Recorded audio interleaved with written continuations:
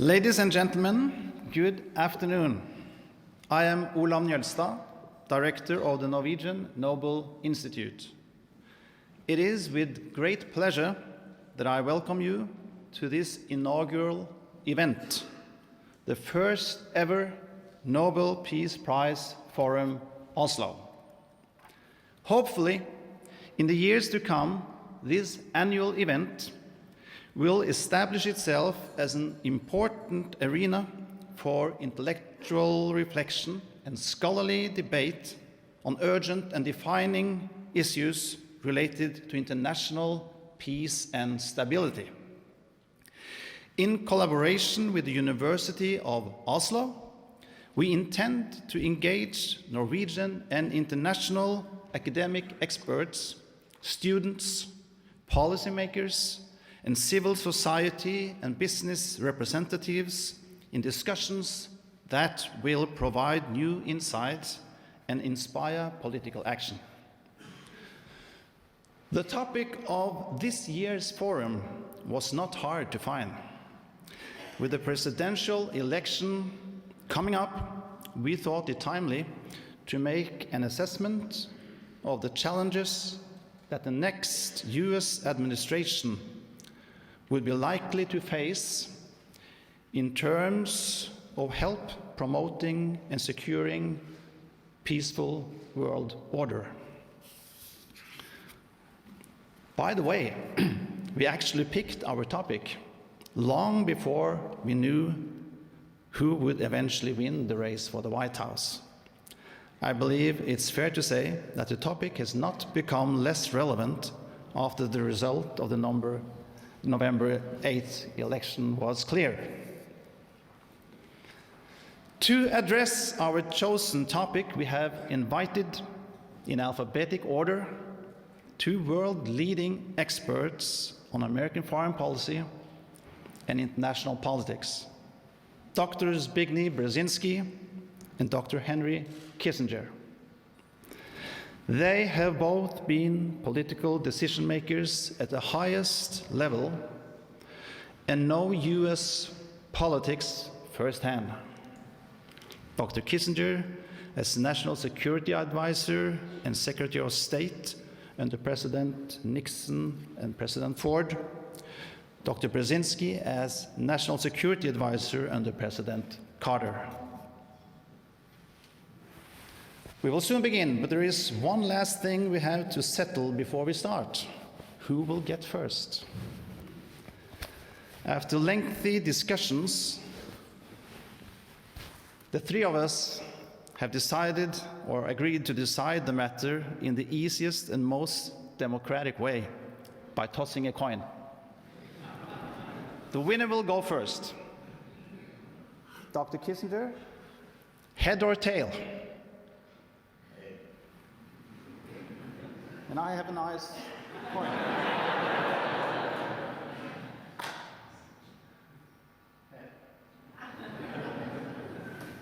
The issue is decided then.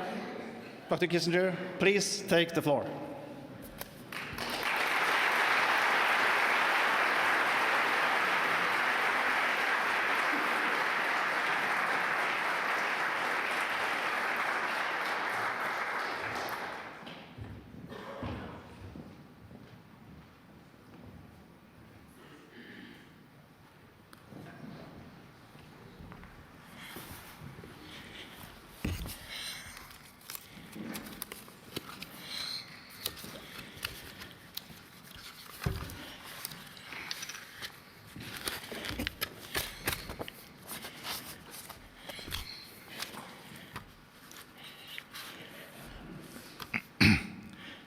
It is a great honor for me to have been invited to participate in the first Nobel Peace Forum. And I'm delighted to share it with my friend Zbigniew Brzezinski, whose life and career in our adopted country have so closely paralleled my own. We have had some controversies over 60 years, but what I know most about Zbig is what I've learned from him and how important a contribution he has made to our thinking as a nation and to my thinking as a public figure and professor. The occasion in this room inspires both nostalgia and gratitude. Nostalgia for the moment in October 1973, when I was informed that I had been awarded the Nobel Peace Prize. The news reached me in the Situation Room of the White House at a meeting about the latest eruption of war between Egypt and Syria on one side and Israel on the other. The setting was ironic, but the news provided an inspirational call to duty. As you know, after much thought, I decided very reluctantly not to come here to receive the prize. The controversies over the Vietnam War had not been stilled by the agreement that ended America's participation in it a few months earlier. And I did not want to risk marring the international community's most important celebration of the cause of peace by providing an occasion for demonstrations. So even if a bit late, allow me to tell you how grateful I am for this distinction and how moved I am that the Nobel Committee has given me another opportunity to address its audience. The award of the Nobel Peace Prize invariably occurs in circumstances short of global peace. That very gap provides inspiration to persevere after the ultimate goal of diplomacy, to transcend the ordinary rhythms of conflict with extraordinary visions of harmony. The title assigned to this event, The USA and World Peace After the Presidential Election, can be interpreted in two ways. To call attention to the appearance of a new and heretofore unfamiliar American president, or to use the end of the American electoral process as a reference point for reflection on the nature of peace. Let me say a word about both interpretations. No doubt, the president-elect is a personality for whom there is no precedent in modern American history. And his campaign included rhetorical elements, challenging patterns heretofore considered traditional. But before postulating an inevitable crisis, an opportunity should be given to the new administration to put forward its vision of international order. The international debate should be over evolving American policy, not over campaign rhetoric. By the same token, the new administration, as it seeks to take the country from where it is to where it has never been, will confront unavoidable aspects of leadership. The exploration of heretofore undiscovered possibilities has inevitable limits in the technical possibility and in the claims of the historic. The choice is not between the ideal and the real, but in their synthesis. In that spirit, I will concentrate my remarks on the structure of peace facing the new administration, not on speculation of what it may or may not undertake. Is peace to be identified with the ending of specific wars, or is the ultimate goal of peace to establish and maintain a structure of international order? In 1973, when I first encountered the Nobel Prize institutionally, the word peace meant ending of the Vietnam War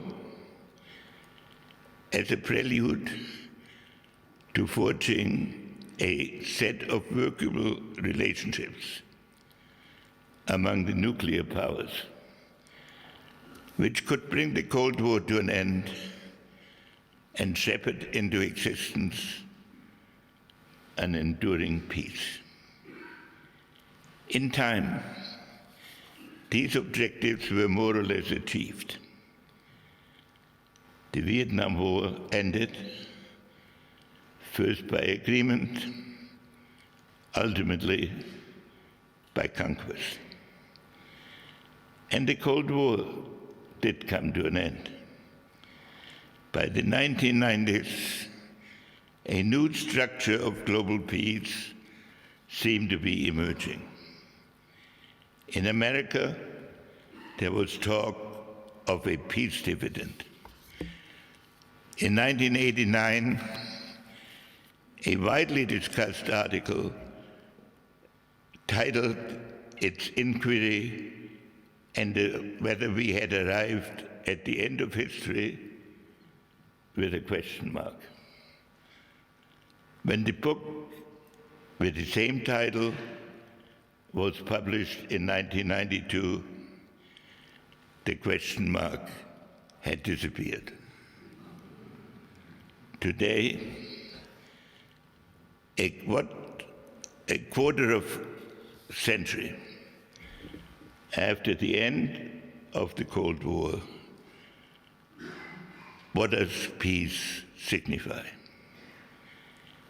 In one sense, it is the globalization of the European concept of world order. Europe's unique contribution to the concept of peace goes beyond an armistice between warring states to institutions and rules which moderate the fluctuations of history with structural requirements. No other civilization has undertaken a comparable enterprise. Three general principles formed it: international law, the balance of power, and the concept of sovereignty. The horrors of the 30 Years' War led the Dutch jurist diplomat Grotius to produce one of the world's most consequential books, The Law of War and Peace, inaugurated the concept of international law and set rules to the conduct of states. International law was reinforced by the evolution of the concept of the balance of power, which strove to maintain international order in such a way that a quest for hegemony always faced exorbitant risks. Legitimacy would curb the desire to upset the international system, and the balance of power would foil the capability to do it. By the turn of our century, a rules-based system had come into being to peoples everywhere. Its symbolic expression has been the UN General Assembly of over 190 sovereign nations. Unfortunately, the structural basis of the international system is now under stress, and it has deteriorated largely because of the actions of its own membership. It has become fashionable to declare the existing world order as outmoded and national sovereignty as a concept whose time has passed. In the age of instant communications, the concept of soft power has emerged as a retreat from the balance of power and from the enforcement mechanisms of the international order. In these conditions, extreme nationalism has grown, paradoxically, as an alternative global system. A kind of isolationism has emerged, leaving the rest of the world to fend for itself, for better or for worse. The rejection of the international system finds its most challenging expression in a radical religious ideology used to justify the most extreme uses of violence to serve its effort to replace the state by a universal caliphate. Finally, in many areas of the world, the rules-based system is under attack as a product of the West, and therefore as an alien imposition. These trends are threatening the modern state system. Unilateral action is on the rise. Sovereign borders are becoming ambiguous, ignored, or violated.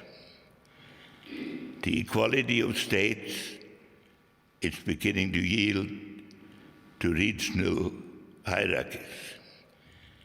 The fear of a nuclear weapons conflagration eased with the end of the Cold War and the achievement of treaty obligations that would reduce nuclear arsenals and strengthen non-proliferation. Now, however, loose nukes, rhetoric about tactical nuclear use, the modernization and miniaturization of weapons, ever greater missile ranges, and the apparent acceptance of new threshold nuclear powers all have put the established structures for international decision at risk of being overwhelmed. Vast humanitarian disasters are occurring, notably in Syria and Africa. The powerless condition of the international system is symbolized by the latent competition between four visions of world order: the European, Westphalian, the Islamic, the Chinese, and the American. Consequently, none enjoy universal acceptance. Each model is tempted to maneuver for regional or global advantage.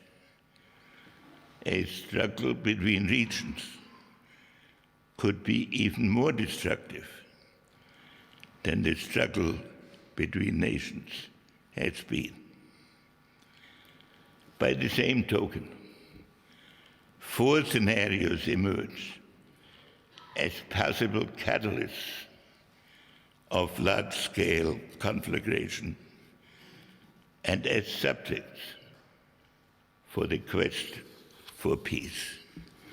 First, a deterioration of Sino-American relations, whereby the two countries tumble into the so-called Thucydides trap, which history has said for every incumbent power and the rising power challenging it.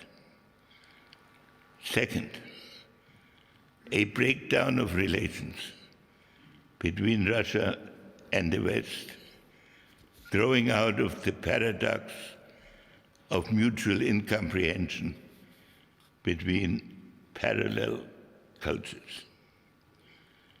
Third, a continuing weakening of European strategic relevance because of Europe's loss of a sense of global mission. And fourth, an escalation of conflict of the Middle East in a competitive quest for hegemony between Sunni Arab states, revolutionary Iran, and outside powers taking one side or the other. These are the challenges the American president will confront in seeking to achieve international peace together with like-minded global leaders. Much of the contemporary discussion stresses the overriding role of the national interest. And indeed, foreign policy has to begin with a clear understanding of the national interest. At the same time, in our interconnected world, the national interest must be connected with and limited by a vision of world order. In particular, technologically advanced countries need to develop joint ways to limit the impact of their scientific effort on each other and the world. The United States, China, and Russia have a special obligation as the most developed advanced weapons arsenal to prevent nuclear weapons from becoming conventional.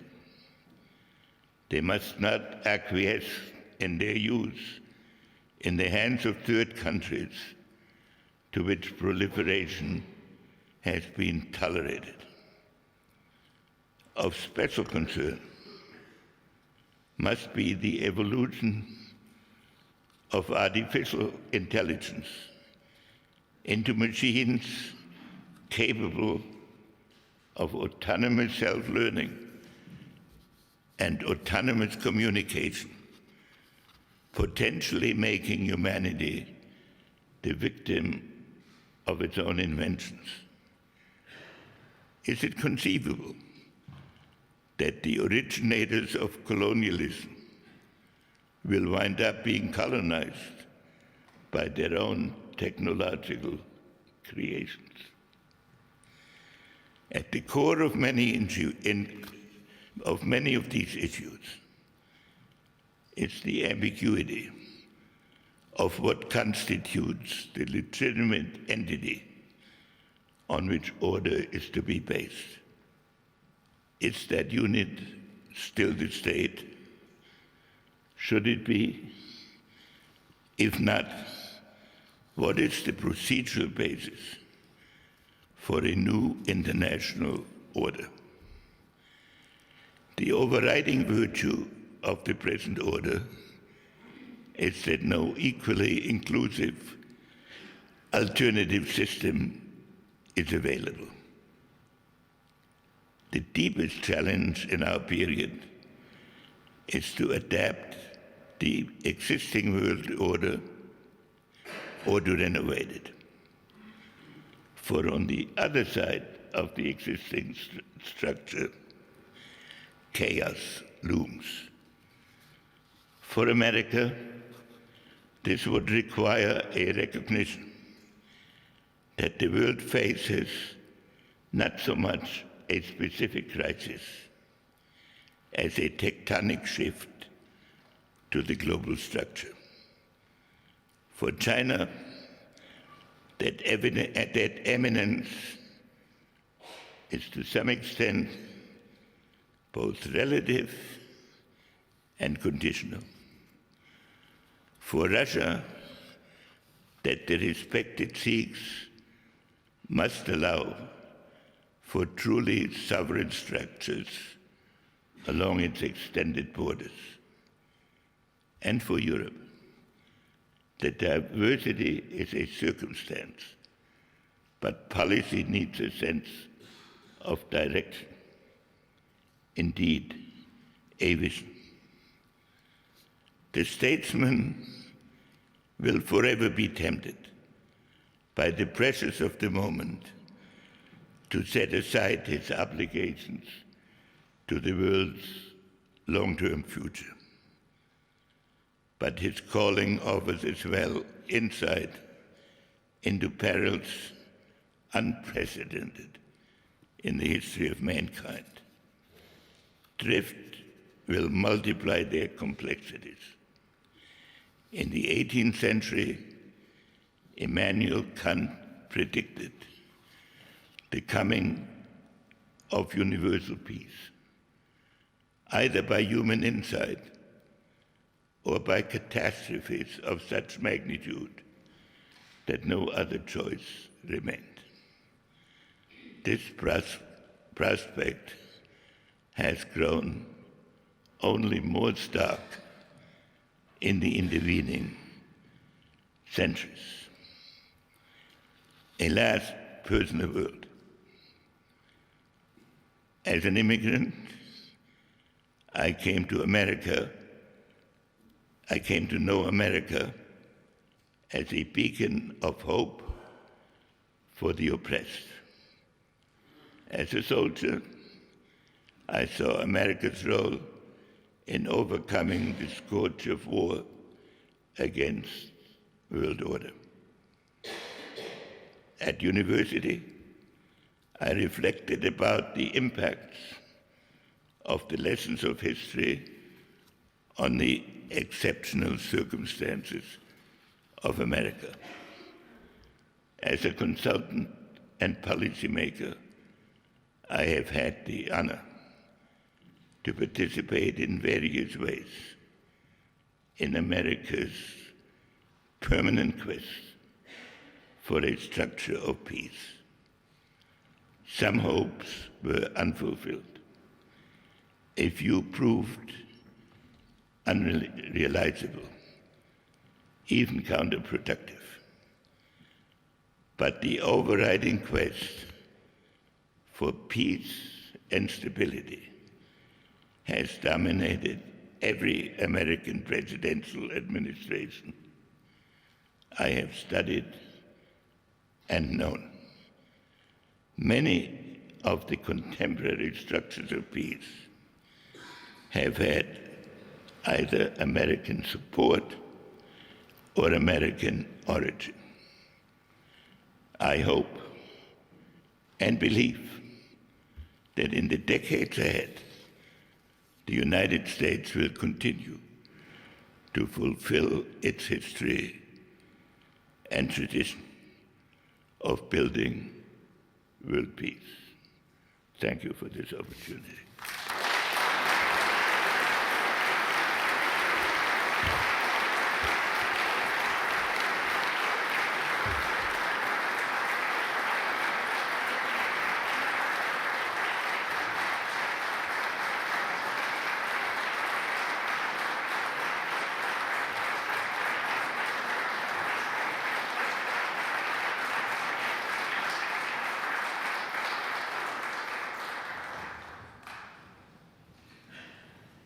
Dr. Brzezinski, you lost the tossing of the coin, but you are the second one, and you will have the last word. Thank you.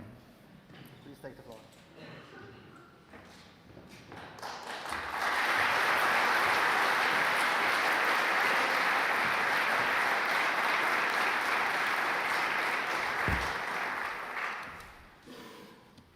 Mr. Chairman, ladies and gentlemen, it's a very special moment for me because it forces me to address the future, but at the same time, it compels me to think of the past.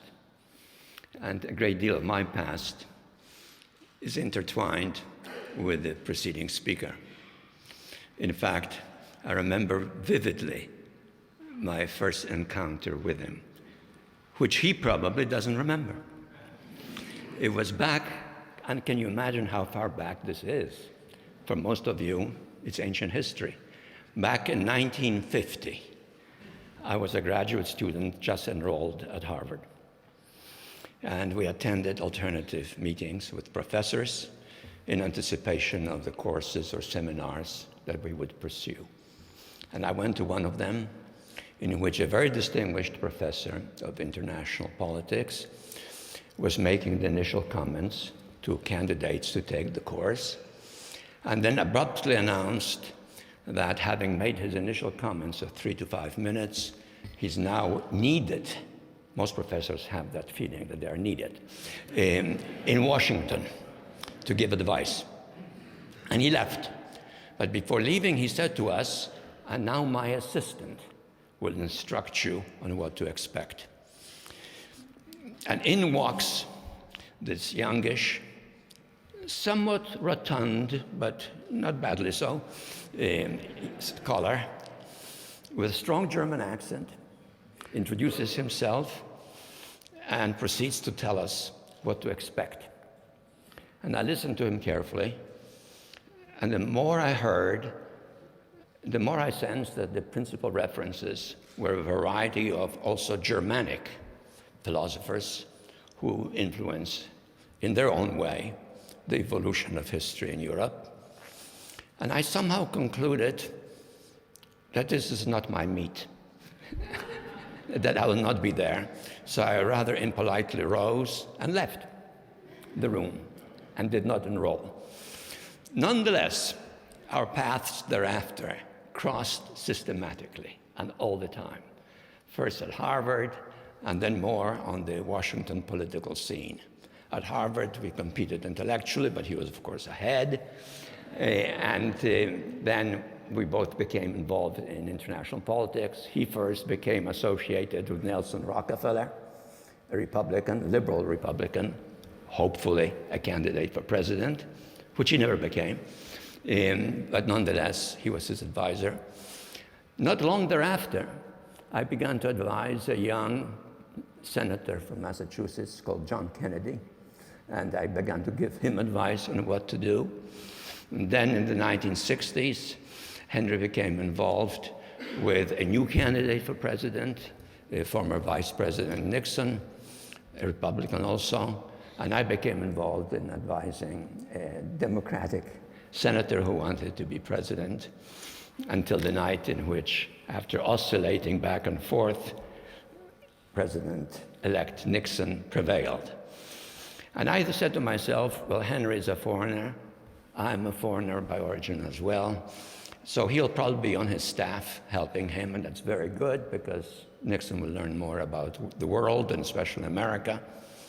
But much to my surprise, he became all of a sudden the National Security Advisor, the second most important position in the American government when it comes to foreign affairs. So I was duly impressed, very impressed.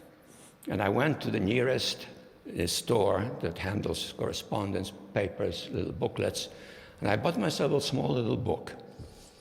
This, you must remember, is 1966. And I started writing in my book the names of those fellow Americans, somewhat younger than me, Democrats like me, who are interested in international politics. And I said to myself, this will be useful someday. And 10 years later, my entire staff in 1976, when I became National Security Advisor, was based on that notebook. And I had it in office 1 week before the president's inaugural, the only office in the White House which was fully operational. And the rest is history and my involvement in these affairs. So I look at this meeting with some sense of nostalgia. A lot binds us. We often disagreed, but more significantly, on the larger issues, agreed. Sometimes with different phases. Historically, he opened the doors to China, and that was very difficult and challenging.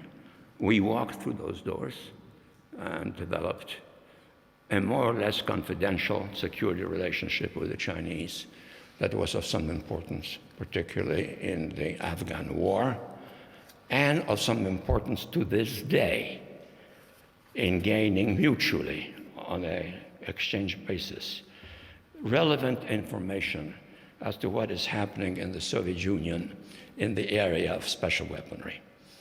So we go back a long time, and I'm delighted that we can celebrate the future by having a brief glance at the past here together.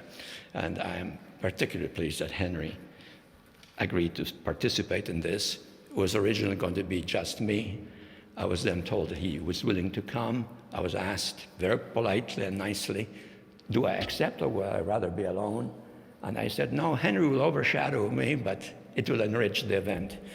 And that is what is happening. So now let me turn to what I really want to say.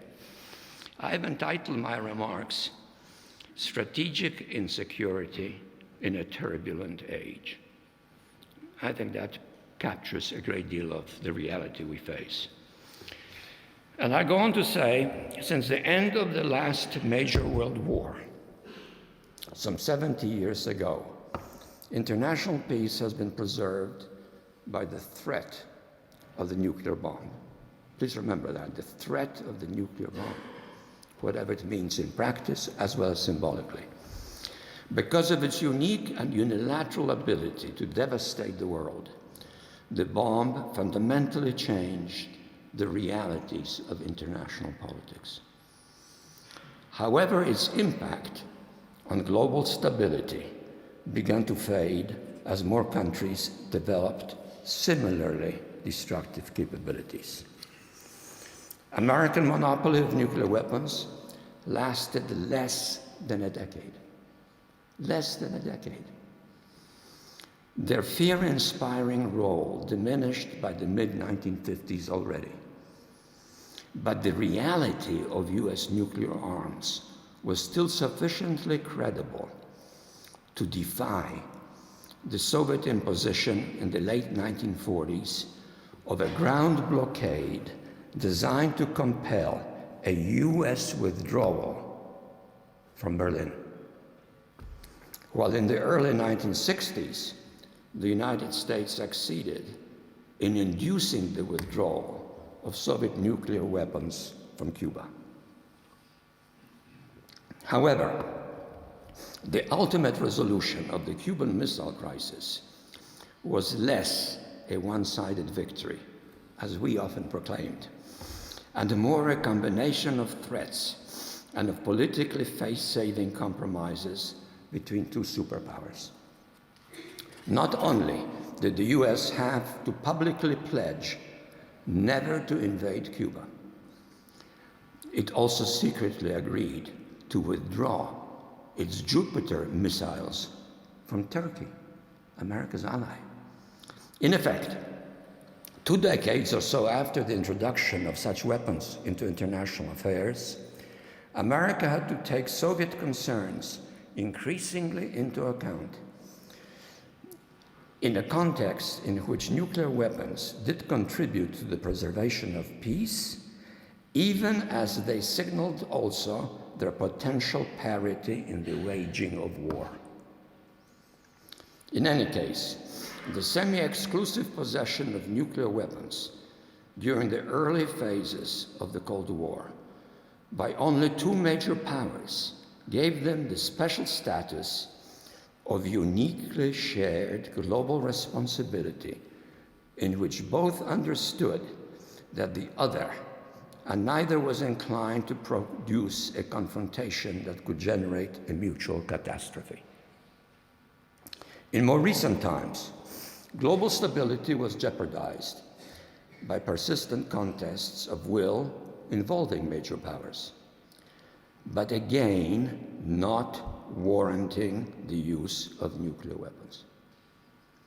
As America's nuclear strategic monopoly faded, the United States sought to create advantages elsewhere, notably in the peaceful cooperation between the United States and Communist China under Deng Xiaoping. By the 1980s, the 2 powers were informally even collaborating in making the Russian invasion of Afghanistan increasingly costly and ultimately futile, but at no point threatening to slide into nuclear war. And I remember this particularly vividly because it required negotiations with Deng Xiaoping, the successor leader in China, about participating in something in which normally the Chinese did not, and also to assist us in a variety of other ways so that we have a better judgment of what the Soviets are doing in the area of most important and most damaging strategic weaponry. But I don't think I want to elaborate beyond that. By the end of that decade, and in the early 21st century, the basic divisions of global power were fundamentally being changed. America and Russia were still the principal rivals, but China, armed with a more modest number of its own nuclear weapons, was looming increasingly large on the Far East's horizon. Though the American-Chinese relationship did not evolve into a comprehensive alliance, selective and sometimes secret cooperation has become one of its defining characteristics. Consequently, the 3 principal shareholders of global power are now less inclined to resort to nuclear provocations. But caution and collaboration must prevail between the United States, China, and Russia if a fundamental conflict is to be avoided. For Russia, the regional situation has become increasingly difficult. Former non-Russian members of the Soviet Union, as you well know, are now openly asserting their own national independence and refusing to participate in any structure evocative of the deceased Soviet Union. The Central Asian republics, mostly of Islamic faith, have become determined to translate their initially nominal independence into genuine statehood. Their aspiration is also shared by such Slavic and Russian Orthodox states as Ukraine and Belarus, both of which are now committed to separate statehood, their own flag, armed forces, and closer links to Europe. In the meantime, China's strategic penetration of Central Asia in order to gain direct commercial access to Europe is already prompting a significant reduction of Russia's economic domination of the eastern portion of the former Soviet Union. Currently, China's relationship with Russia seems to offer Beijing a somewhat more attractive short-term alternative, though both sides have historical grievances that make each suspect the intentions of the other. This is why the ambitious Chinese initiative of OBOR, One Belt, One Road, in Central Asia, has produced some uneasiness in Moscow, which has been cautiously encouraging a local slowdown in the development of China's planned commercial outreach all the way to Europe.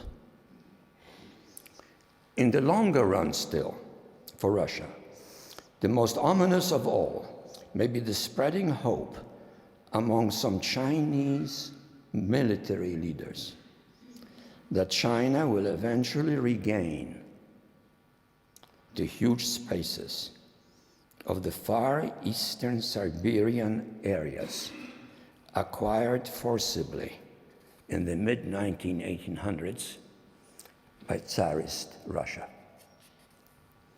The distant and basically unpopulated extremities of Asia, just look at the map, could thus become the long-run focus of China's vision of its geopolitical restoration. And please note that China today numbers 1.4 billion people. Russia today, as a national state, numbers 144 million people. The disproportion is almost staggering. In any case, Russia is faced with an increasingly complex relationship with both China and the United States, which inevitably constrains its long-range ambitions. Its aspirations can only be realized if Russia, disabused of the idea of continental supremacy, evolves ultimately into a leading player in Europe itself. At the same time, it needs to be acknowledged that America's policy towards China has become more ambiguous and lacking in a shared strategic vision with China that was so characteristic a decade or two ago of the increasingly cordial relationship between Washington and Beijing. The US must be wary of the great danger that China and Russia could form a strategic alliance generated in part by their own internal political and ideological momentum, and in part by the poorly thought out policies of the United States. The US should not act towards China as if it were already an enemy. Significantly, it should not favor India as America's principal ally in Asia. This would almost guarantee a closer connection between China and Russia. Nothing is more dangerous to the United States than such close connection. Not surprisingly, the US role in the politically awakened Eurasia is becoming increasingly defensive. The US is residually present in the region, in the US-controlled Pacific Islands, thereby demonstrating America's stake in Eurasian security. The US is openly committed to defend both Japan and South Korea. But that commitment depends on strategic caution as well as determination. The United States has to be ready to defend West Central Europe as well. It has to be ready to react militarily, despite, and perhaps even because, of international doubts regarding America's determination and willingness to act, if need be, on its own. Thus, in Europe, it is therefore essential that America conveys unambiguously to the Kremlin that it will not be passive, that it is not planning major political or military counter-threats in order to ostracize Russia, but that Russia must know that there would be a massive blockade of Russia's maritime access to the West. If Russian forces were to occupy the capital of Latvia, or to storm Tallinn, the capital of now independent Estonia, a strong US reaction would drastically limit Russia's ability to engage in profitable international trade, and it would provide the needed time for the injection of much larger American and some Soviet and some West European forces, assisted also in Central Europe by the aroused local allies of the United States. With China probably neutral, Russia's leadership would be thus confronted with an unpalatable local choice, an economically debilitating isolation, or a highly visible pullback. In the meantime, an appealing longer-range program for China's rise could thus involve the gradual infiltration and settlement by Chinese laborers of the huge but empty northeast Eurasia.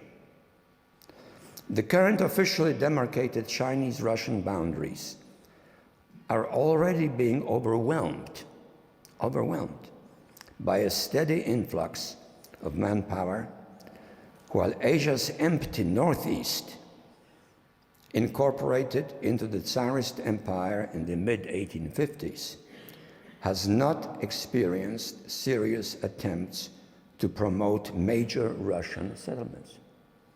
One little incident which is symptomatic.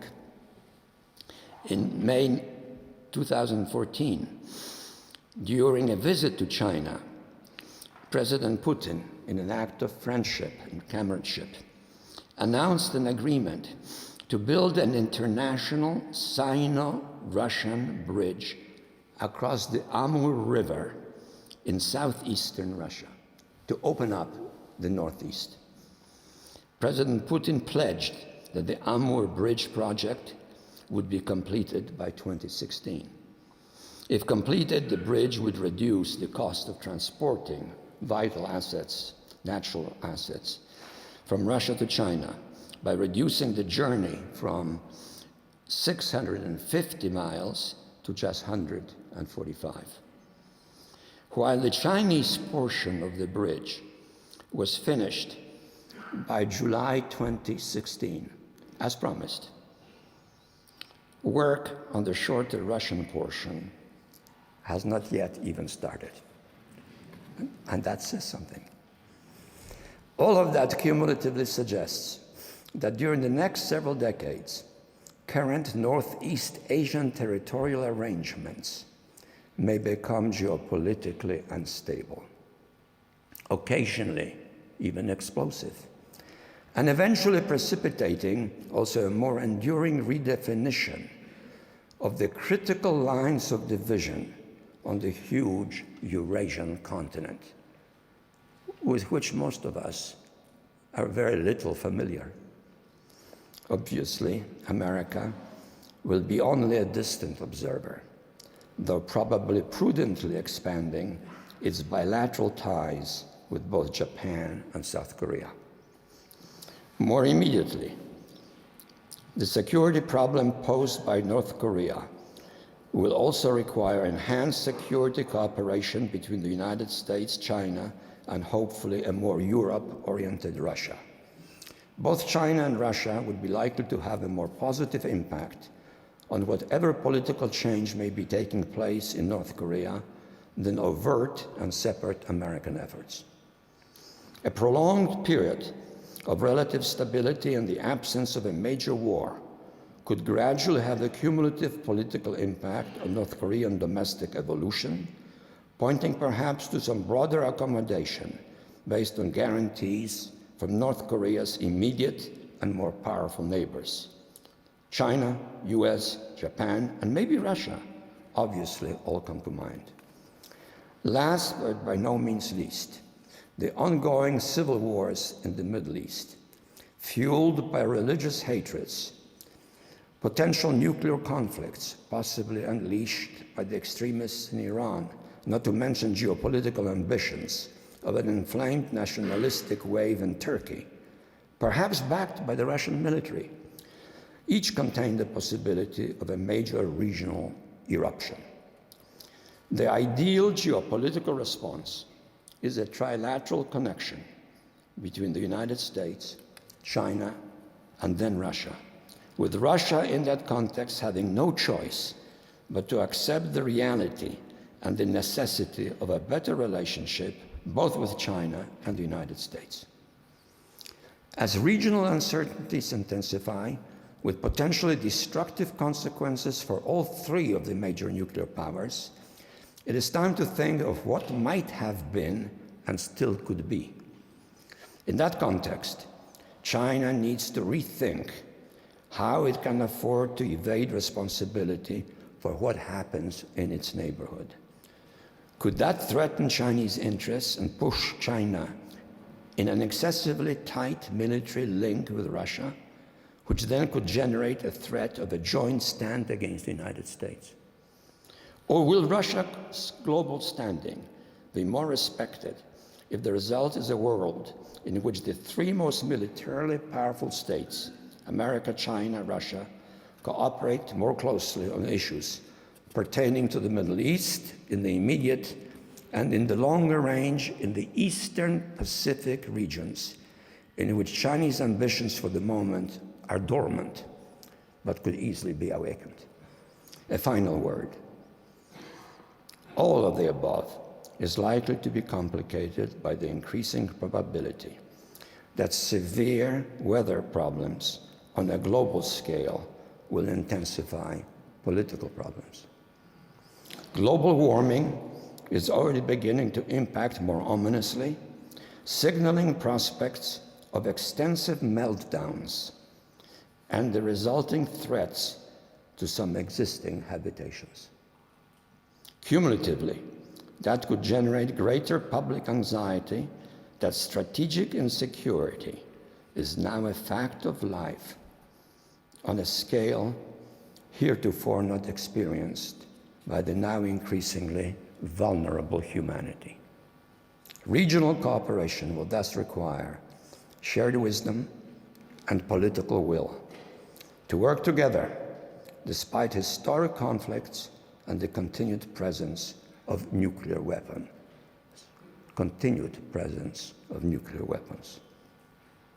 Always potentially devastating, but even after 70 years, still unlikely to result in a one-sided victory. Thank you.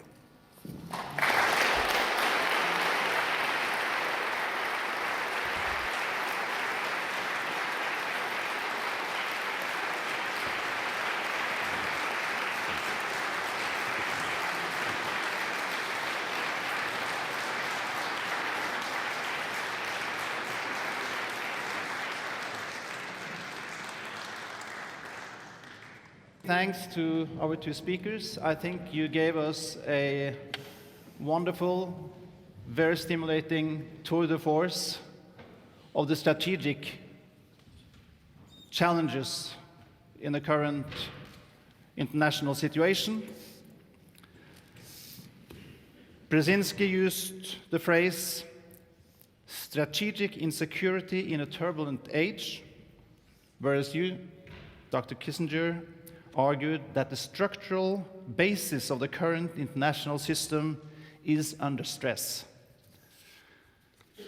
This, combined with the second important fact, I think, which we so far has not discussed, is that at this moment in history, there is also a great uncertainty about what role the main actor on the world scene, the United States, is likely to play under the leadership of the new president.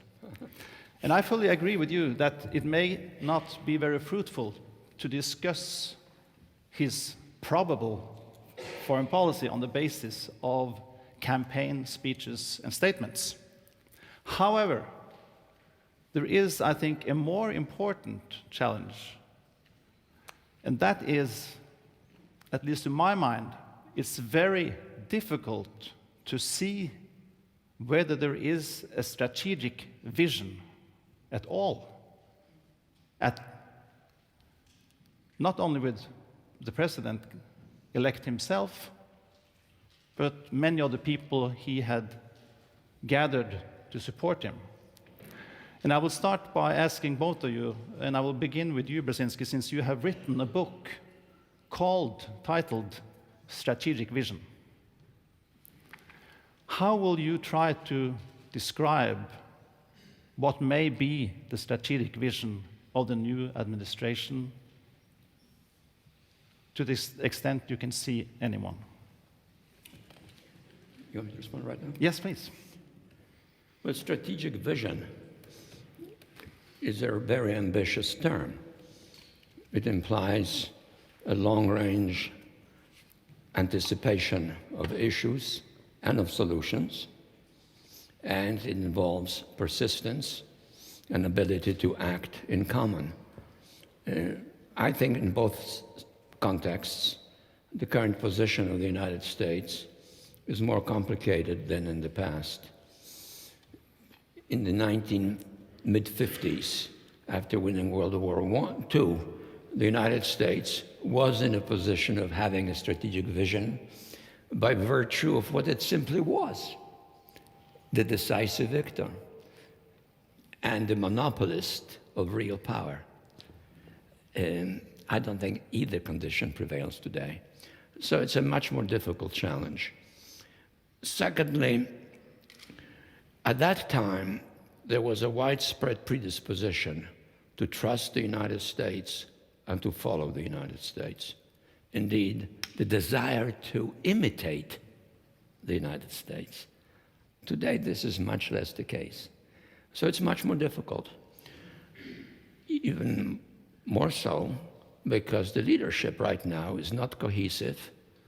It's a strange amalgam of very able, senior, experienced officers, plus some eccentric deviations from that standard on the part of one or two. But that will probably become increasingly evident and will probably be resolved by dismissal. And gradually, the leadership will begin to be more cohesive, assuming the president puts a halt on his own inspirational and eccentric perspectives on the world, articulated on the basis of instant imagination and ability to reach the public in a very general level.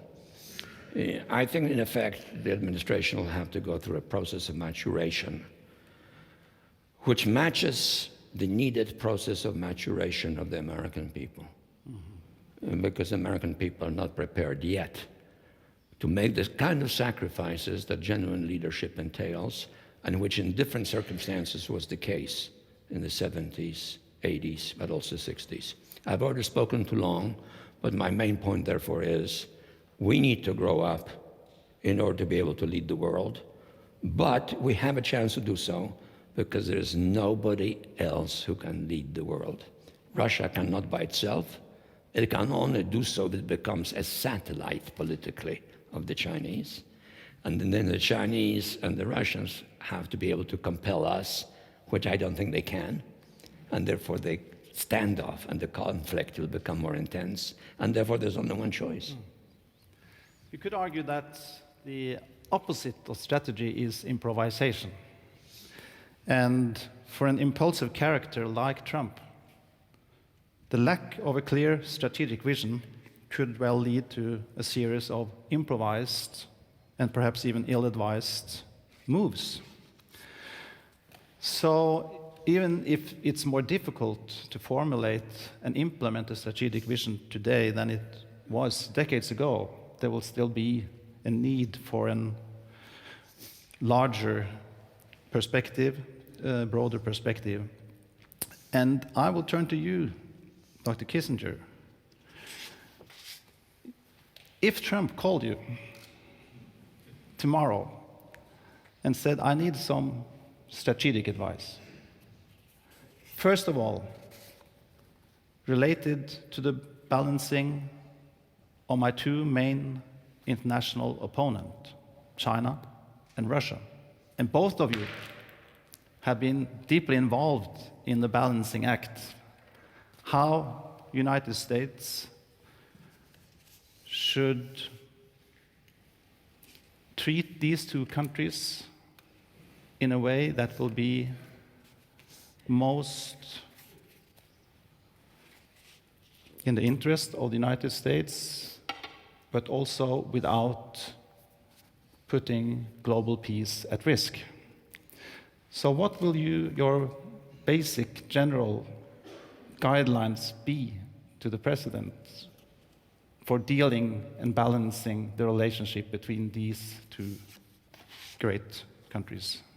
Before I answer that question, could I make a comment? Sure. On what was said before? The implication of many questions that I've heard here are that we had a very good policy which is now being threatened by a usurper president who unexpectedly gained office. But that is not what our strategic problem is. I think our problem has been the point that Zbig made at the end, that the American, the notion of strategy as it developed in Europe is of a group of states who are in continuing contact with each other and are part of a continuing history and that are shifting their balance of power in various ways to achieve their maximum objectives, hopefully by peaceful means. The American historic perception of foreign policy is that the normal condition of the world is peaceful and that the United States intervenes only in conditions of great crisis, and that every problem has a solution which you can solve, which you can achieve by big material effort, after which normalcy reigns again. So the first thing the American public has to get used to is that it is now part of a continuing process and therefore needs a concept. You cannot say the previous administration had a workable concept either, because if you read what President Obama said in the Atlantic, it was essentially that the evolution of the world is beneficent and that the United States can cause trouble only by intervening. So that was a doctrine of withdrawal from the world, which was also not acceptable. So the big challenge is the one that Zbig mentioned at the end, which is, can the American public be taught first the importance of a continuing strategy, of something that will not end with one set of efforts? And secondly, what will it be? In the process of this eloquence, I've forgotten what your question was. What was the question I was supposed to answer? It was basically how you would formulate. Or what would I say to the yeah. president if he asked me? Well, when we first started the relationship with China, and in those days, Zbig and I worked very closely together we had the following principle, which was the United States should be closer to both Russia and China than they were to each other. Exactly right. So that gave us the possibility of leveraging our influence depending on, and if he asked me, I would say that it's, in theory, what one should try to do now. But it's not possible at this particular moment because of the trends that Zbig has described, namely of a Russian tendency to seek reassurance by moving closer to China. But the fact is that this has its limits. And its limit is the strategic vulnerability of Russia. That if it gambles everything on a close alliance with China, it makes itself totally vulnerable. So I think there is scope for a thoughtful American strategy, because there's always also the option of doing things together with Russia and China. If we now concentrate for a few minutes on US-Russian relations, more separate, you have in one of your books, Brzezinski, described Ukraine as an example of the world's most endangered states. And you say this is today's geopolitical equivalent of most endangered species. And you also have expressed the idea that with Ukraine in its sphere of influence, Russia is a first-rate power. Without Ukraine, it is a second-rate power. And I wonder if you could elaborate a bit on what implications this should have for United States and the incoming administrations in dealing with the situation in the Ukraine. I don't remember exactly from where that particular quote comes, but it's, in a limited sense, in my judgment, justified, but it needs to be also amplified. I spoke about Ukraine, but in a way, I guess in the back of my head, I had also the notion that Ukraine is symbolic of something larger, namely that the Soviet Union, just like the Russian Empire, was an international amalgam. The Russian Empire, with the Russian family at the very top and the Germanic bureaucracy in the middle, was an international empire dominated from Moscow, but in which there was a sense of loyalty.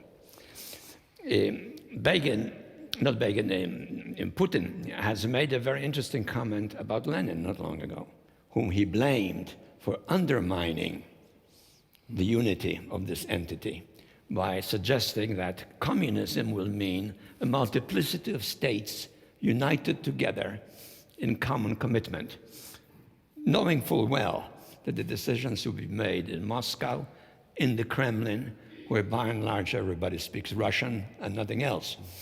And that was the reality. But that has disintegrated.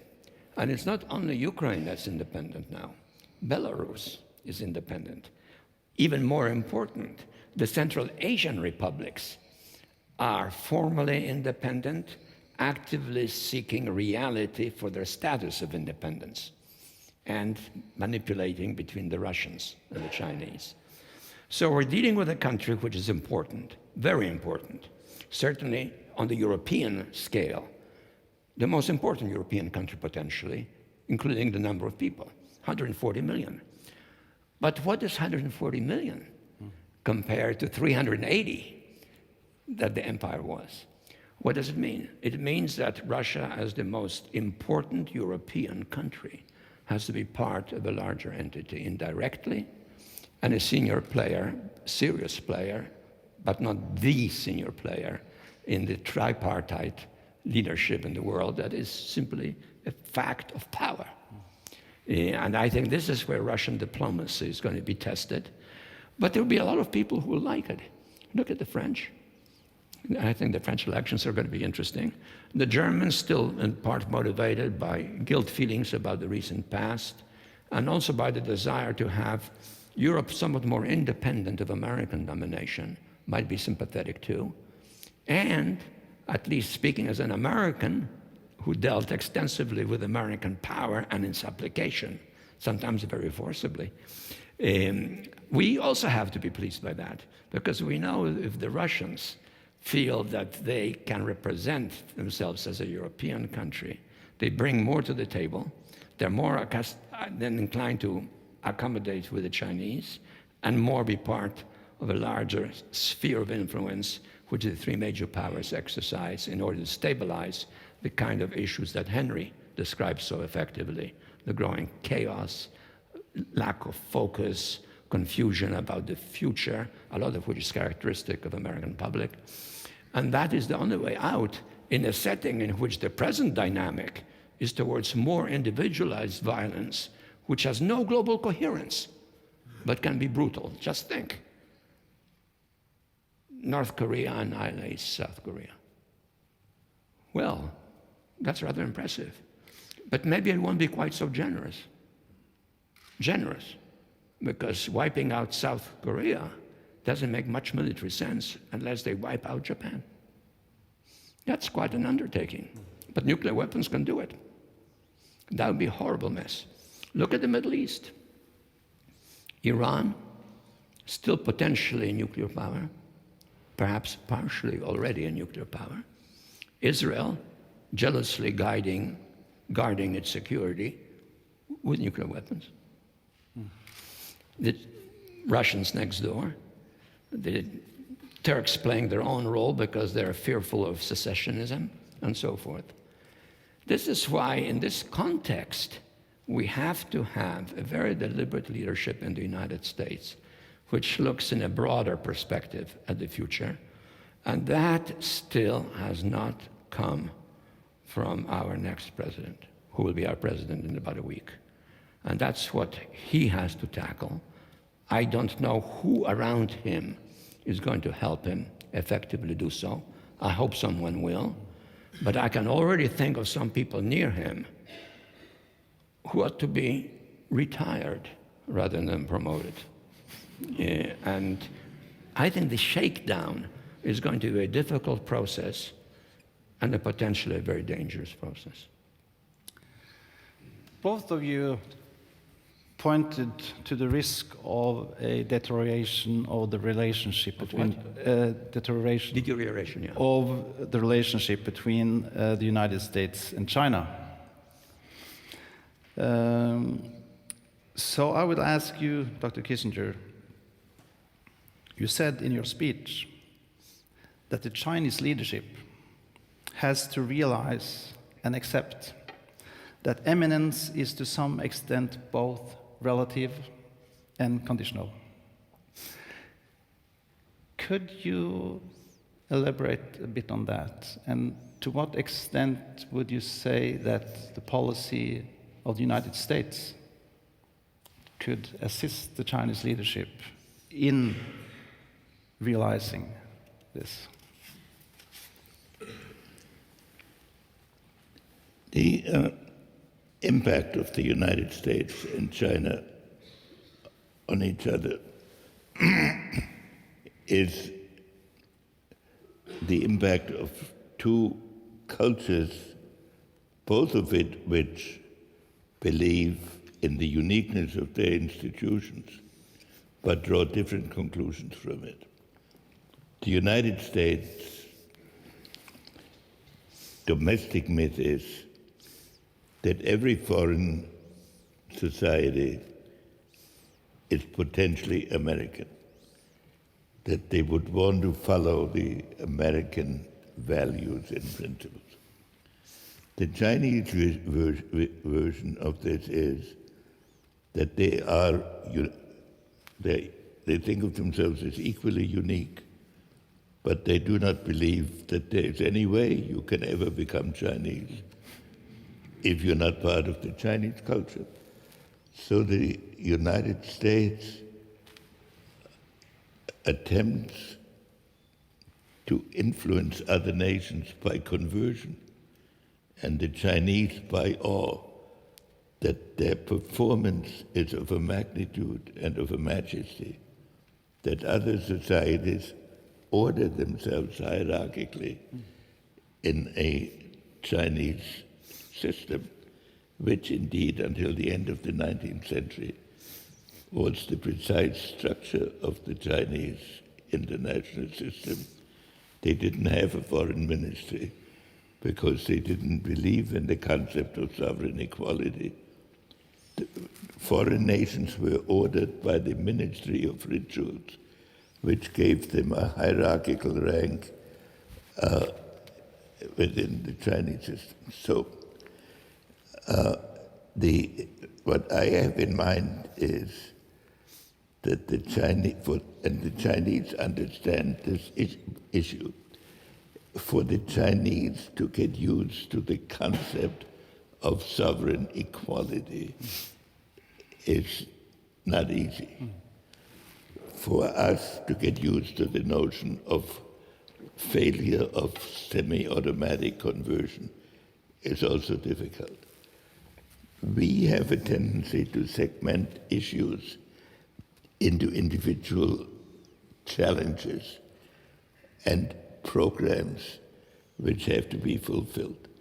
The Chinese have a tendency to look at issues as a historical process over a 10 to 15 year period. And so, for what is ahead is the Chinese are undergoing a huge reform program, which is a challenge to their domestic cohesion, at the end of which their goal is to have equality with any conceivable nation. That's an intellectual problem for them. So what I have argued, and some of us have argued all along, is that we attempt to develop a strategic dialogue with China, not only about the immediate problems by which we step on each other's toes, but about how we visualize the future and how we adjust each other's actions. And one version of the Chinese public presentations where President Xi speaks of adversaries becoming partners and operate from a win-win basis is something we should attempt. And so we need a strategic dialogue about history and not only about current problems. One important condition for the stability between the United States and China has, of course, been that the shift from having normal relations with Taiwan to normal relations with mainland China, which happened in the late 70s, but also as very much a result of what happened in the early 1970s. Now, we don't know so much what the new president and his administration will do towards China. He has made some statements. They may not be that important, but he has also made one action. He received a phone call from the president of Taiwan, which was, of course, immediately very badly received in Beijing. So how do you interpret that move in the perspective you just described for us? I actually was on the way home from China when it happened, so I don't know what was in people's mind. I would say that as a general proposition, there are certain realities. The opening to China was based in a series of administrations on the understanding that developed out of the Shanghai Communique and the communiques that were negotiated in the Carter and then in the Reagan period. And they were based on the United States agreeing to the principle of one China and the Chinese agreeing not to force the issue by military means. So if that understanding is questioned, we will be in a new strategic world. And one has to understand the consequences of this. But I'm not saying, so legally the president has not yet taken the oath of office. So it was not a phone call to an American president.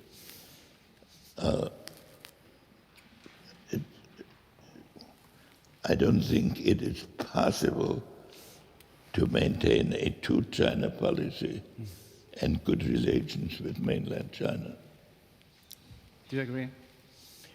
Well, I agree with that. I'm sort of sitting here and thinking, what might be the next interesting call that the President of the United States may choose to make? It occurs to me it would be very nice, and it would be good PR, if he were to phone the Pope. And they could have a joint discussion of the moral standards that ought to be maintained throughout the world and so forth. But the political effects probably will not be far greater than in the earlier call. So we're still left with a lot of choices to make. I think the Chinese leadership is, first of all, very sophisticated, very, very deliberate in its judgments, but quite willing to go very far in its commitments. When Deng Xiaoping was president of China and arrived for the first official visit of a recognized Chinese government in the United States, the first night he and his wife came to dinner to my house. My children served, my wife prepared a meal, and it was a kind of very gemütlich event in which I served him vodka, and I proudly told him that that vodka was a gift to me from the president of China, of the Soviet Union, which gave it a special significance. I think, we're in here for a long haul, and while this Chinese detour that took place is some marginal significance, it doesn't really alter the realities. We and the Chinese have to cooperate if we are both to benefit. And we have to cooperate jointly, which means we also have to avoid some incidents. We have to be very deliberate, for example, on how we exercise our military presence in the Far East. We are rightfully concerned about the Chinese fortifying some islands, which they claim are within their territorial waters. But I wonder how many people here in Norway know that to this day, American planes and ships fly up or move on the sea right up to the Russian territorial borders.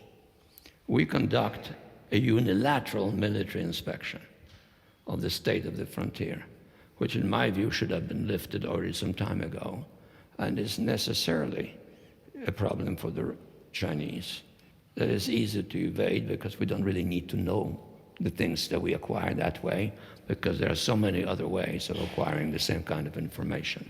So we both have to face the fact that there are problems in our relationship that we have to overcome.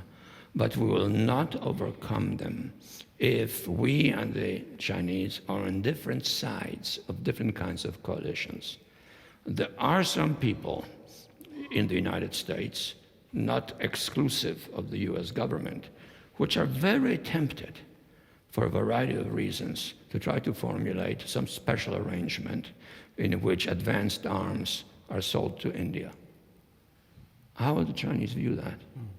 And who's willing to provide them with arms? Our European allies, who are very often avaricious in their desire to sell goods abroad, are very respectful of our view that they should not sell advanced arms to the Russians. Now, what message does that convey to the circumstances of the people involved? I think we have to be much more aware of the fact that if we are to achieve some sort of stability in the Far East, we and the Chinese simply have to collaborate on a wide front. And first of all, in regards to North Korea. Because if that blows off, we just cannot predict where the cycle will stop. So we have a common stake already without having a formal agreement regarding it. And these are the kind of challenges we have to face. And the phone call to the president of Taiwan is kind of symbolically confusing, but substantively really irrelevant. Okay.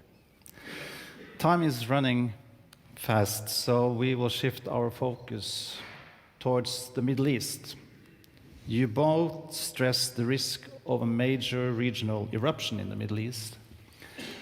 I was somewhat surprised that none of you really brought up the Israeli-Palestinian conflict.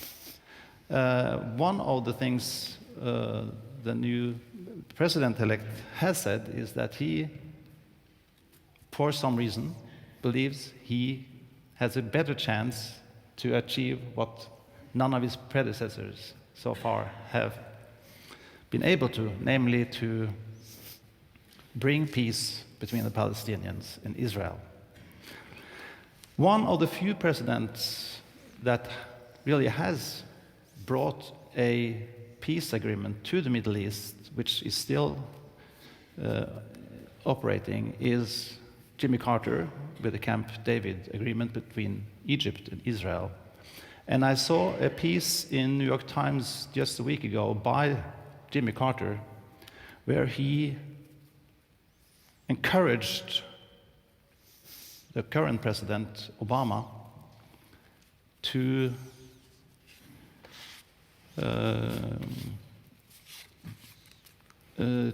recognize a Palestinian state and make sure that an independent Palestine was accepted and brought into the United Nations. And he said this is the very last chance for a two-state solution. So my question to you is, do you agree with that? And do you see any hope for a two-state solution in the Middle East if this chance is missed? And is this really a chance at all? Well, I agree with it. I agree with it, but with a kind of proviso that we have to look at the issue realistically. The United States position has been that two states should exist. The United States position has been that the territorial changes in it have to be minimal, if any at all. And the United States has had the opportunity, under the now retiring president, in the course of 8 years, to enforce that point of view. After all, we do have some influence in the Middle East, and we do have some influence with the Israelis. We did not do that. So the question now is, how do we do that now? If the recognition is nominal, in the sense that we recognize both states, but the frontiers of the two states are indefinite in reality, in the sense that there is a line that's considered to be accepted, and then there are arrangements which deviate from the line because they're facts of life. And the Israelis are not prepared to move out, the Palestinians don't have the power to push them out, and we're not prepared to exercise our influence to accomplish some sort of a joint settlement. And that's just a fact of life. Now, if a new president has overwhelming support domestically, he can do that. My great disappointment with President Obama, whom I have known quite well, and with whose predecessors I've worked very intimately, is that he did not use American power, influence, in order to get it done. And I don't see much opportunity for it now.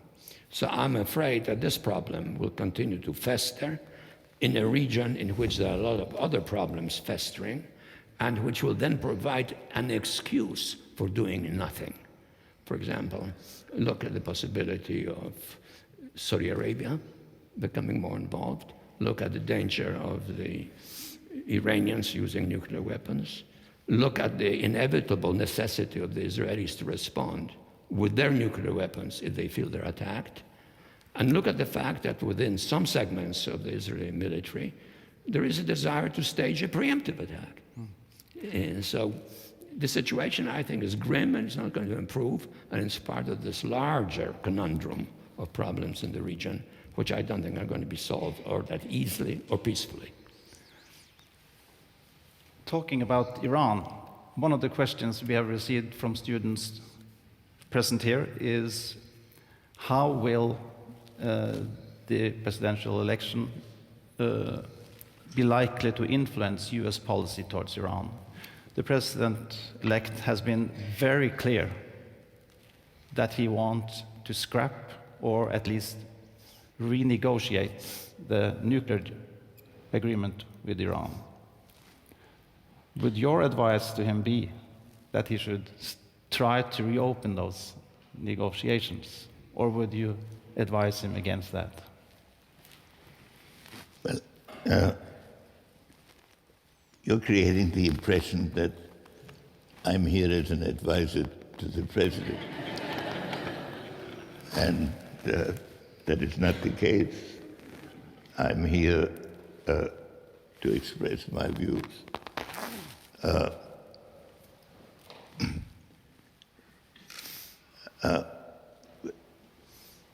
With respect to the Middle East at this moment, I think the overriding issue, the issue on which peace and war in the world may depend, is the relative balance between Shia and Sunni in the region, the role of the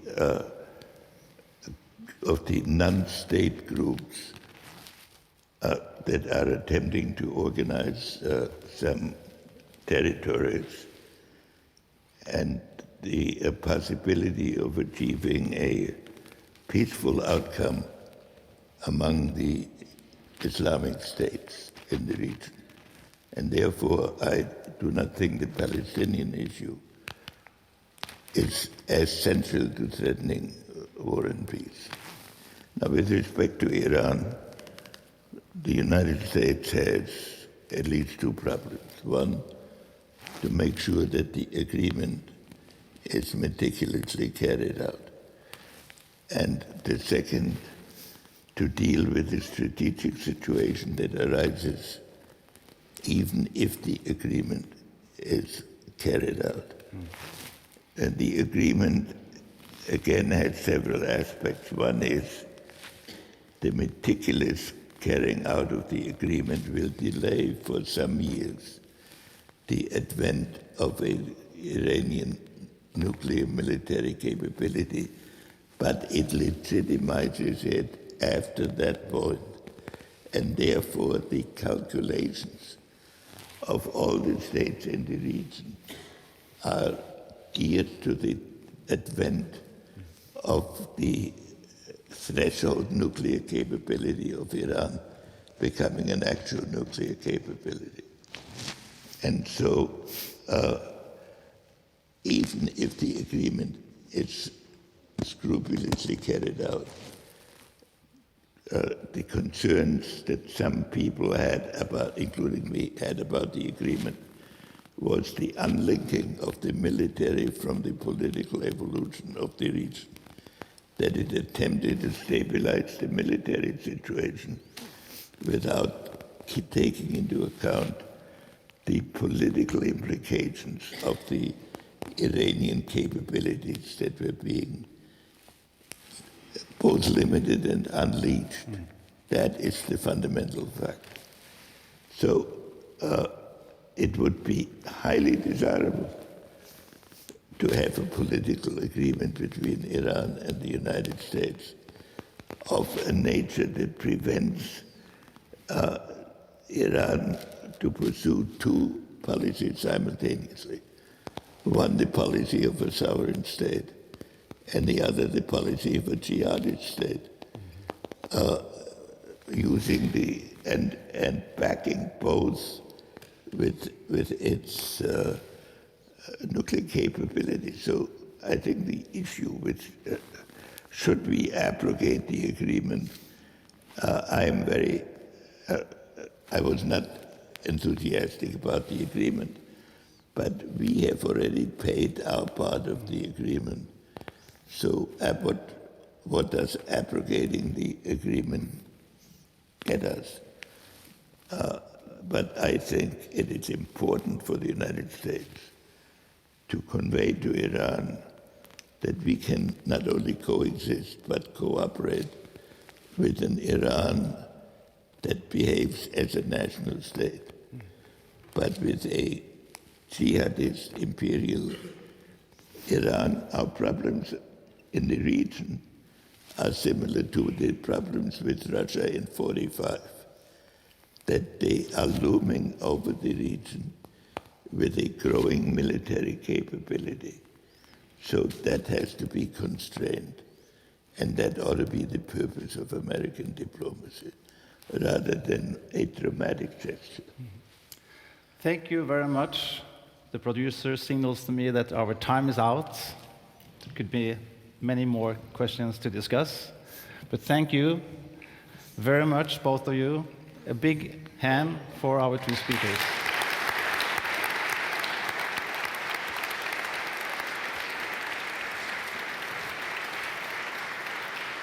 Thank you.